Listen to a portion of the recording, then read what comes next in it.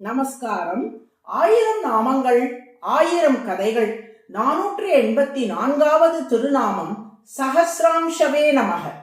கலி என்ற அசுரன் சிவனை குறித்து கடும் தவம் புரிந்தான். அவனுக்கு பரமசிவன் காட்சியளித்து என்ன வரம் வேண்டும் என்று கேட்டார். எனக்கு வைரம் பாய்ந்த உடல் என்னும்படி வலிமை மிக்க உடல் கட்டமைப்பு வேண்டும்.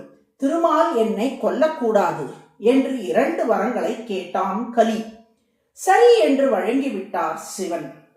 வரங்களை பெற்று அதனால் கர்வமடைந்த கலி பார்வதியிடம் அபச்சாரப்பட்டு விட்டான்.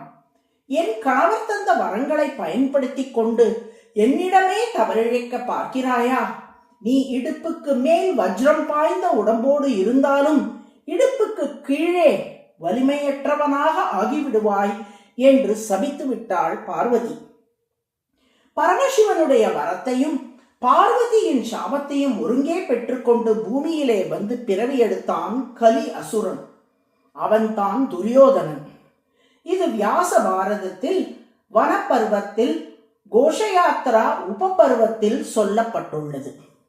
இந்த ரகசியத்தை இளம் வயதில் அறிந்து கொண்ட துரியோதனன் கதாயுத்தம் கற்றுக்கொள்ள வேண்டும் என்று முடிவெடுத்தான். ஏனெனில் கதாயுத்தத்தில் இடுப்புக்கு கீழே அடிக்கக்கூடாது என்ற விதி உள்ளது. மற்ற போர் முறைகளில் இடுப்புக்கு கீழே தாக்கப்பட்டால் உடனே துரியோதனன் அழிந்து விடுவான். எனவே தன்னை காத்துக்கொள்ள கதாயுத்தம் மட்டுமே புரிய வேண்டும் என்று தீர்மானித்து விட்டான் அவன். எந்த பலராமனிடம் பீமன் கதாயுத்தம் பயின்றானோ அதே பலராமனிடம் கதாயுத்தம் கற்றான் துரியோதனன். அதன் விளைவாகவே கர்வம் தலைக்கு மேல் ஏறி பாண்டவர்களை சூதுக்கு அழைத்து திரௌபதியை அவமானப்படுத்தி பல கொடுமைகள் செய்தான். அவமானப்பட்ட திரௌபதி, எந்த தொடையில் வந்து என்னை அமர சொன்னாயோ அந்த தொடையை போரில் பீமன் தனது கதையால் அடித்து பிளப்பான் என்று சபதம் செய்தாள். நான் அவ்வாறே செய்வேன் என்று பீமனும் சபதம் செய்தான். ஆனால் கதாயுத்தத்தில் இடுப்புக்கு கீழே அடிக்கவே முடியாதே. எப்படி தொடையில் அடிப்பது? இந்த சபதமே தவறான சபதம் ஆகும். ஆனாலும் தனது பக்தர்கள் செய்த சபதத்தை நியாயப்படுத்த விழைந்தான் கண்ணன். அதனால் மைத்ரேய முனிவரை துரியோதனனிடம் அனுப்பி அவனுக்கு அறிவுரை வழங்க வைத்தான். பங்காளிகளை பகைத்துக் கொள்ளாமல் உரிய பங்கை அவர்களுக்கு தருமாறு மைத்ரேய முனிவர் அறிவுரை சொல்ல, அதனால் கோபம் கொண்ட துரியோதனன் அலட்சியமாக தொடையை தட்டி, நீங்கள் எல்லாம் வந்து எனக்கு அறிவுரை சொல்வதா என்றான். கோபம் கொண்ட மைத்ரேயர், என்னை அவமானப்படுத்தும் விதமாக எந்த தொடையை நீ தட்டினாயோ அந்த தொடையை போரில் பீமன் தன் கதையால் அடித்து பிளந்து விடுவான் என்று சாபம் கொடுத்தார். இப்போது இது ஒரு முனிவரின் சாபமாக மாறிவிட்டதால் பீமன் செய்த சபதம் நியாயப்படுத்தப்பட்டு விட்டது. பாரத போரின் முடிவில் துரியோதனனை பீமன் தொடையில் அடித்து வென்ற போது பலராமன் கோபம் கொண்டு பீமனை தாக்க வந்தார். என்னிடம் கதாயுத்தம் பயின்றவன் என்று சொல்லிக்கொண்டு இப்படி தவறான முறையில் தொடையில் அடிக்கலாமா என வெகுண்டார் பலராமன். அப்போது அவரை தடுத்த கண்ணன், அண்ணா, பீமன் சரியாகத்தான் போரிட்டான். ஆனால் என்ன செய்வது? ரிஷியின் சாபம் வலிமையானது அல்லவா? தொடையில் அடிபட்டு இவன் மாள வேண்டும் என்பது மைத்ரேயர் துரியோதனனுக்கு இட்ட சாபம்.